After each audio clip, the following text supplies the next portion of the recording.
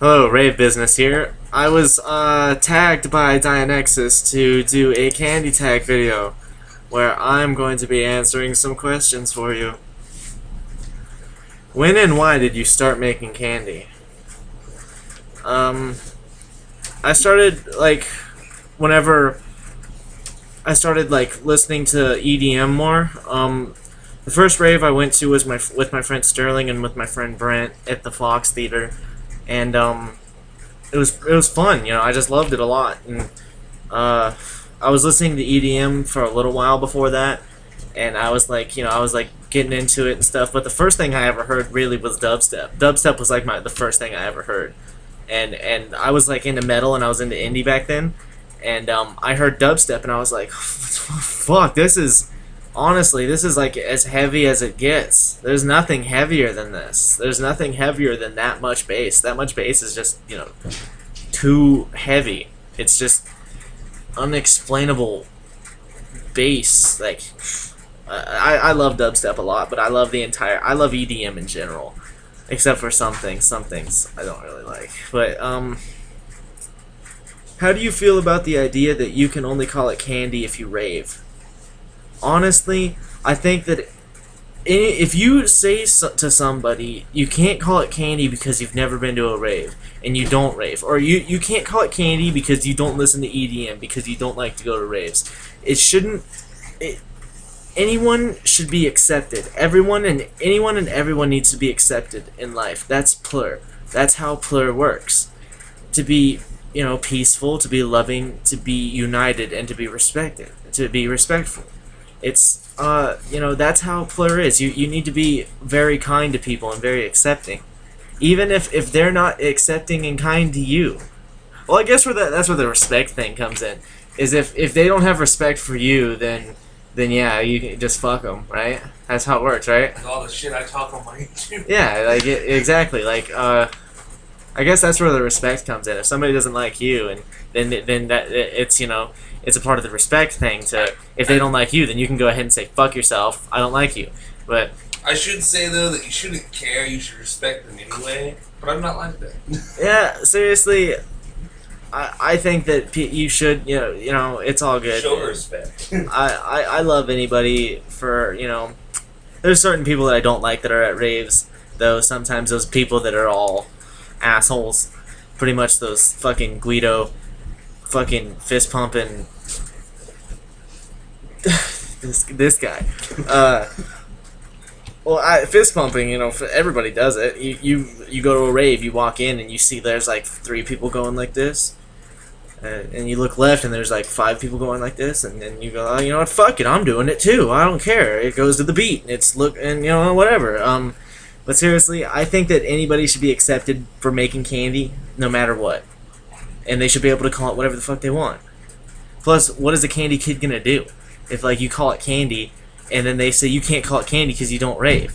Then you say, well, I'm gonna call it candy anyways. What the hell's a candy kid gonna do? Is he gonna beat you up? Candy kid gonna beat you up. Really? His arms are too heavy. You think the candy kid's gonna beat you up? They don't fight. It's plur. Plur. Everybody just be plur. Alright. Do you rave? Oh. Is that a question? Is that a real question? Let's see. Maybe I do. Maybe. I think that those were raves. I don't know. They could have just been EDM concerts. They could have been just dubstep concerts. Who knows? Just concerts. EDM and dubstep concerts. What were your first bead colors? Pink, blue, and green. Yeah, that's the first colors that just came to the top of my head. I was like, I don't know what my first bead colors were. Can you read candy cuff patterns? Yes, I can. Yes, I can. That's how I made the dead mouse cuff right here. Where do you get your patterns? Candypatterns.com.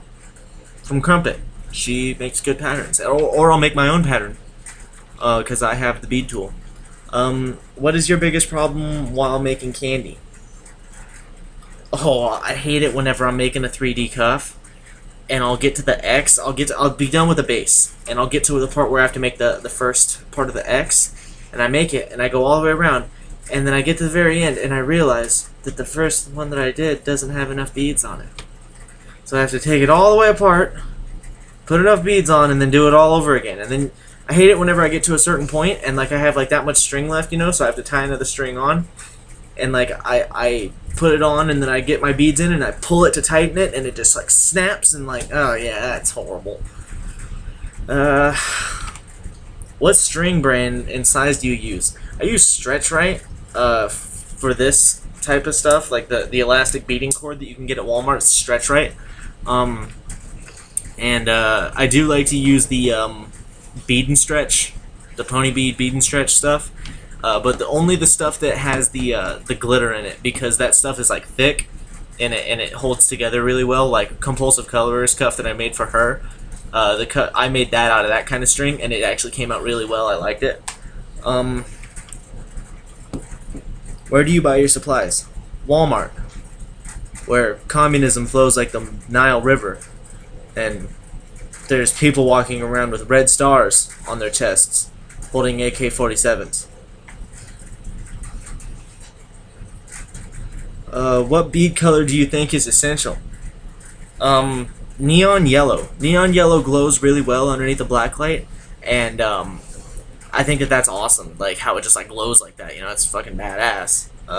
So neon yellow. I always put neon yellow on somewhere. Like usually like on the rim.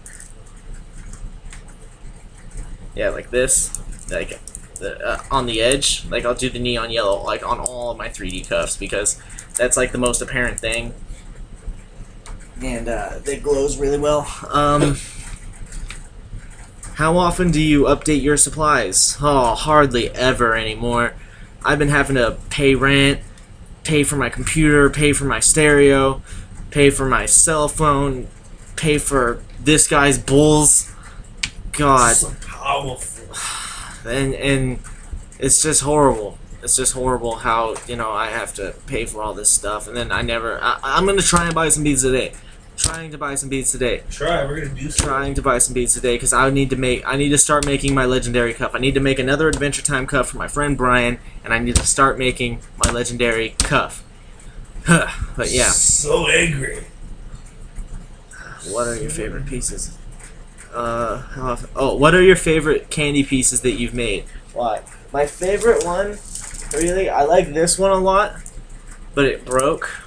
I have to fix it, but I don't even know how I'm gonna do that. I think I'm just gonna wear it. I'm not even gonna fix it. Whatever. I like this one too. This is the first 3D I ever made. It's all like mashed together. It's not even like any kind of pattern or anything. And here's my my dread cuff. But yeah, those are like my favorites. And my bandanas, the Chomp Chomp bandana. I stole from Dianexis. My bad. Ah, crap, I gotta hurry up. What types of candy do you not like? I like all types of candy. Do you have any advice or tips? Just keep doing it. Don't give up. It's very time consuming, but don't give up. Don't do what I did. Don't slam candy on the ground. Don't step on it. Don't quit. Just do it. Just do it. If people tell you can't do it, just keep going. Just keep going. Just keep doing it. Who's your candy idol? I guess Dianexis. Yeah, I guess Dianexis. Dianexis showed, like, I watched his videos on how to do the 3Ds, and ever since then, I've been making all kinds of candy, and, so, yeah, that's pretty much it. I have to tag somebody now, and guess who I'm tagging? Compulsive Colorer. You're next. You. In the back. With the shades on. Your shades on. Take your shades off. We're in a closed area. You shouldn't have shades on. You're not in the sunlight. This won't hurt your eyes. That will. Alright. Yeah. Oh! Oh, yeah, alright. Goodbye, YouTube.